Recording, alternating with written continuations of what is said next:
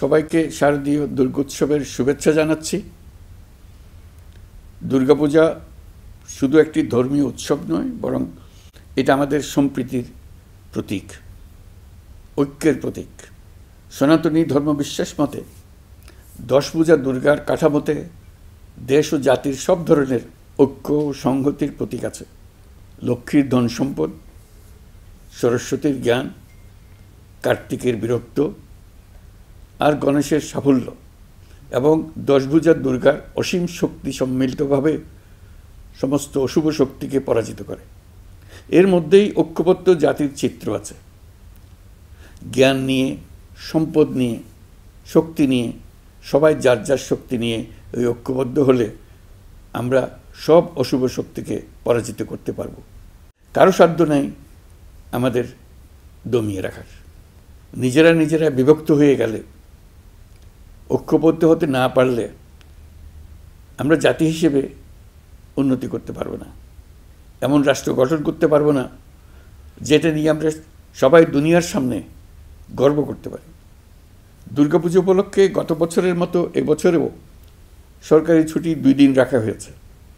সঙ্গে 2 দিন সাপ্তাহিক ছুটি যোগ হওয়ায় আমি আশা করছি সনাতন ধর্মাবলম্বীরা পরিবার পরিজন, বন্ধুবান্ধব সহ এই উৎসব আনন্দঘন পরিবেশে পালন করতে পারবেন।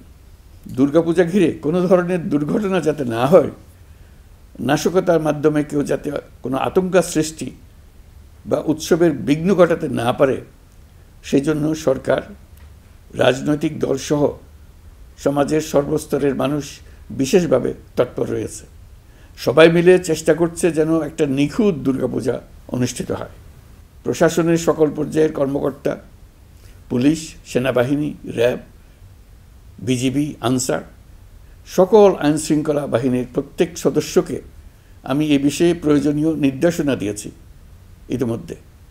উৎসবের দিনও যারা এই কঠিন কাজে নিয়োজিত রয়েছেন, দিনরাত অক্লান্ত পরিশ্রম করছেন, আমি জাতির পক্ষ থেকে তাদের প্রতি কৃতজ্ঞতা জানাচ্ছি।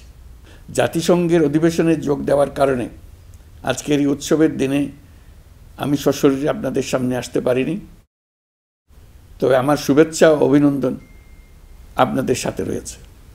জুলাই গণ অভ্যুত্থানের মধ্য দিয়ে আমরা বৈষম্য ও দুর্নীতিমুক্ত একটি সমৃদ্ধ দেশ গড়ার যে অগ্রযাত্রা শুরু করেছি, তার সফল বাস্তবায়ন করতে হলে ধর্ম, বর্ণ, ভেদাভেদ ভুলে সকলকে একযোগে কাজ করতে হবে।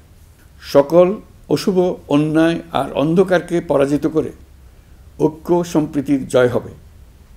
বাংলাদেশ এগিয়ে যাবে কল্যাণ ও সমৃদ্ধির পথে। সৃষ্টিকর্তার কাছে এই প্রার্থনা করি। সবাইকে আবারও শারদীয় দুর্গোৎসবের শুভেচ্ছা জানাচ্ছি। মহান সৃষ্টিকর্তা আমাদের সহায় হন।